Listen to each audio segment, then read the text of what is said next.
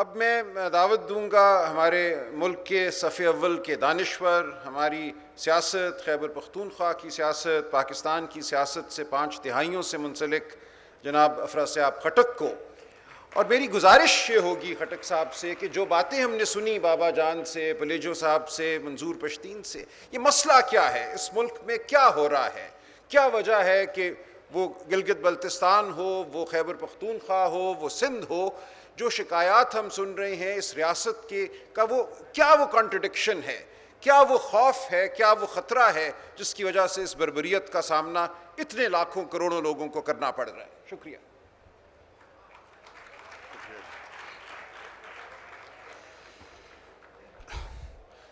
Panel کے معزز شرکاء، خواتین و حضرات، حقیقت یہ ہے کہ آسما جہانگیر کانفرنس 2021 نے عوامی اسمبلی کی شکل اختیار کر لی ہے، عوام کی پارلیمنٹ. جس طرح کی بحث آپ سن رہے ہیں، جس طرح کی باتیں سن رہے ہیں، جس آزادی سے بات ہو رہی ہے، میں سمجھتا ہوں کہ آسما کو ہم خراج تحسین پیش کرنا چاہیں گے کہ ان کی موت کے بعد بھی ہم نے یہاں ان کے نام پہ ایک مکالمہ سنا ہے. سب نے اپنی اپنی بات کہی ہے اور سب اپنی بات کہہ رہے ہیں. میں بہت مختصر طور سے 3 بڑی باتوں کا ذکر کرنا چاہوں گا. پہلی بات یہ ہے کہ کہا گیا ہے کہ چھوٹے صوبوں کے مصائب، چھوٹے صوبوں کا درد، چھوٹے صوبوں کی تکلیف. لیکن گزارش یہ ہے کہ جو تکلیف ہے اس کا تعلق چھوٹے بڑے ہونے سے نہیں ہے. یہ بنگال یہاں کا بڑا صوبہ ہوا کرتا تھا جس کی 56% آبادی پاکستان کی بنگال کی آبادی تھی، لیکن ان کو مار مار کر پاکستان سے نکالا گیا. تو یہ مسئلہ دوسرا ہے. مسئلہ جو اصل میں پاکستان میں ہے وہ ایک طرح سے مارشل لاء کہہ دیں، ایک غیر جمہوری نظام ہے جو مختلف شکلوں میں چلا رہا ہے. اس کی 3 چیزیں میں آپ سے کہنا چاہوں گا. پنجاب میں آپ اس کو ووٹ کو عزت دو کے نام سے جانتے ہیں. ہم چھوٹے صوبے جیسے کہتے ہیں اس میں ہم اس کو صوبائی خود مختاری کے طور پہ جانتے ہیں، لیکن اس میں بھی گزارش یہ ہے کہ دیکھیں کچھ پیش رفت ہوئی اس محاذ پہ. آپ نے دیکھا چارٹر آف ڈیموکریسی 2006 میں اس پر دستخط ہوئے. 2 بڑی پارٹیوں نے وہ بنایا، پھر ساری پارٹیوں نے اس کو قبول کیا، جس میں کہا گیا کہ جو کنکرنٹ لسٹ ہے اختیارات کی اس کو ایبالش کر دیا جائے گا، اس کو ختم کر دیا جائے گا. یہ 2006 میں فیصلہ ہوا. اور آپ نے دیکھا 2008 کے الیکشن کے بعد ایک جمہوری دور شروع ہوا تو آپ نے دیکھا کہ آئینی اصلاحات ہوئی، اور آئینی اصلاحات میں سب سے بڑی اصلاح جو ہے وہ 18ویں ترمیم تھی. اور آپ نے دیکھا کہ 18ویں ترمیم پہ سارے صوبوں کے سیاستدانوں نے دستخط کیے. ان چیزوں پر دستخط کیے. پختونخوا کے نام پر ہم سب لوگوں نے جیلیں گزاری ہیں. وہ کہتے ہیں آپ کیوں پختونخوا کہتے ہیں؟ وہ اب ہمارے آئین میں شامل ہے. اس پہ یہ ایک بڑی کامیابی ہے پاکستان کے عوام کی اور پاکستان کی منتخب جمہوری نمائندوں کی کہ انہوں نے 18ویں ترمیم پر دستخط کیے اور صوبائی خود مختاری کی طرف بہت اہم قدم آگے بڑھایا. لیکن پھر آپ نے دیکھا مسئلہ کیا ہے. مسئلہ یہ ہے کہ پھر آپ نے کہا 2014 پھر آپ نے دیکھا ایک کریپنگ ایک کو شروع ہوا.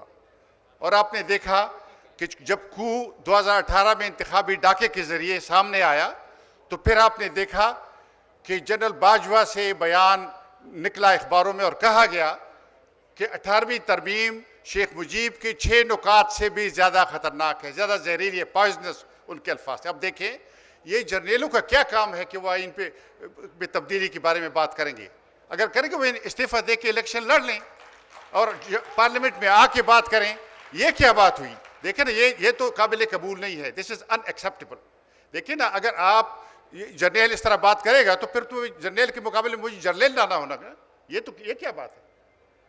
اصل بات یہ ہے یہ کہ پاکستان میں جمہوری قوتیں آہستہ آہستہ اس مسئلے کو حل کرنے کی طرف بڑھی ہیں، لیکن ان کا راستہ روکا جاتا ہے اور پھر آپ نے دیکھا کہ وفاقی جمہوریت کا راستہ روکا گیا. تو اصل مسئلہ پہلا بڑا مسئلہ یہ ہے. دوسرا بڑا مسئلہ جو پختونخوا کو درپیش ہے، منظور پشتین صاحب نے آپ کو تفصیل سے بہت ساری چیزیں بتائیں. میری گزارش یہ ہے action in aid of civil power ایک کالا قانون ہے. یہ کالا قانون ہمارے صوبے میں نافذ ہوا. پشاور ہائی کورٹ کے چیف جسٹس نے اس کو رد کیا. اس نے کہا یہ آئین کے خلاف ہے. सुप्रीम कोर्ट में जैसे इनका तरीका ये आए और इन्होंने एक स्टे डाली है, वो अब तक चल रहा है। हमारी दरखास्तें सुप्रीम कोर्ट में पड़ी हैं, उनकी समाअत नहीं होती। तो ये इन्होंने किया, एक्शन 8 क्या है? ये मार्शल लॉ है। क्यों मार्शल लॉ है? इसलिए कि फौज सिविल लोगों को गिरफ्तार कर सकती है, इसलिए कि फौज जेल खाने चला सकती है। ये इंटरमेंट सेंटर जो हैं, ये पाकिस्तानी गुआंटानामो बे जैसे अमेरिका ने जेल खाने बनाए हैं अपने मुल्क से बाहर अपने कानून से बचने के लिए, ये हमारे मुल्क के अंदर उन्होंने बनाए हैं मार्शल लॉ।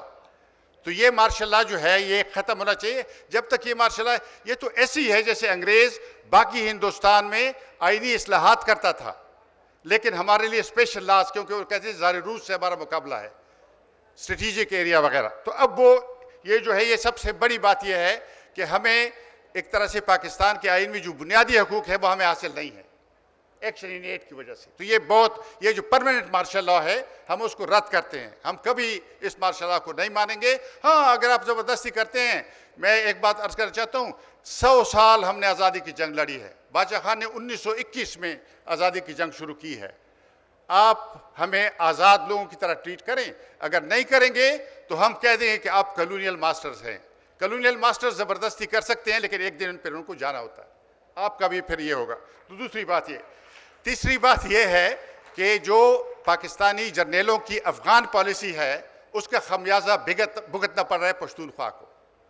तालिबानाइजेशन आपने देखा, ये कहते थे कोई तालिबान नहीं है, ये कहते थे यहाँ कोई ठिकाने नहीं है, लेकिन आपने देखा कि अफ़गानिस्तान में तालिबान कहाँ से आए? यहाँ से गए, पूरा लश्कर यहाँ से गया, लड़ाई लड़ी, और उस लड़ाई में और हमारे लोगों ने उनका साथ दिया, उनकी रहनुमाई की, और अफ़गानिस्तान पे कब्जा कर लिया। स्ट्रेटेजिक डेप्थ जो ये करना चाहते हैं ज़ियाउल हक के वक्त से, और उसके लिए अब कहते हैं TTP, यानी इधर भी तालिबान, ड्यूरल लाइन के उस तरफ तो तालिबान आ गए, इधर भी ये तालिबान लाना चाहते हैं। अब देखें ना जी, वो अगर दहशतगर्द हैं, अगर उन्होंने हज़ारों लोगों को मारा है, तो आप उनसे इस तरह के मुज़ाकरात करेंगे। उनका कहना यह है, आज जो खबरें आई हैं, वो कहते हैं कि जो फाटा का मर्जर हुआ था उसको ख़त्म करना चाहते हैं TTP वाले। अब ज़रा ये सुनने का मुकाम है, या सर धुनने का मुकाम है कि आप दहशतगर्दों से मुज़ाकरात कर रहे हैं, वो कहते हैं ये आप मर्जर ख़त्म करेंगे। क्यों? इसलिए कि वो ज़ाहिर है कि तालिबानाइजेशन पूरे पाकिस्तान में यकदम नहीं हो सकती। तो वो एक इलाके को, जिस तरह से वो पुराने गुरिल्ला जंगों में लोग करते थे, लिबरेशन एरिया, लिबरेशन जोन बनाते थे, वो एक तरह से अपना जोन उसको बनाना चाहते हैं और उसके लिए वाला करना चाहते हैं। और आप उस इन मसलों पर उससे बात करना चाहते हैं। क्या TTP की लड़ाई इसलिए थी, ये दहशतगर्दी इसलिए थी? तो बड़ा दूसरा मसला बड़ा ये है, मैं समझता हूँ। तो ये अगर ये 3 मसले जो मैंने बताए ना, जो वफाकी जमहूरियत का ना होना, जो इंटरनलाइज भी नहीं हुआ, अमली भी नहीं हुआ, दूसरा एक्शन 8 सिविल पावर, तीसरा जो है वो तालिबानाइजेशन, और ये जो अभी ताज़ा मरहला है, तो ये मैं समझता हूँ बड़े बुनियादी मसले हैं। और इसमें सबसे ख़तरनाक बात मैं समझता हूँ, सबसे ख़तरनाक वो ये पहला वाला मसला है, गैर एलानिया मार्शल लॉ। गैर एलानिया मार्शल लॉ से ये मुल्क नहीं चलेगा। खुदा न खास्ता अगर जर्नेलों ने तारीख़ का सबक नहीं देखा, तो खुदा न खास्ता ये मुल्क जैसे 1971 में इन्होंने ये मुल्क तोड़ा था, खुदा न खास्ता दोबारा इस मुल्क का ये हशर करेंगे। मैं अताशात के शेर पर अपनी बात ख़त्म करना चाहता हूँ कि मोम के मकानों में धूप की तमाज़त है, मोम के मकानों में धूप की तमाज़त है, वो भी लेके आए हैं साहिबान शीशे का। बहुत शुक्रिया, बहुत शुक्रिया, बहुत शुक्रिया खटिक साहब।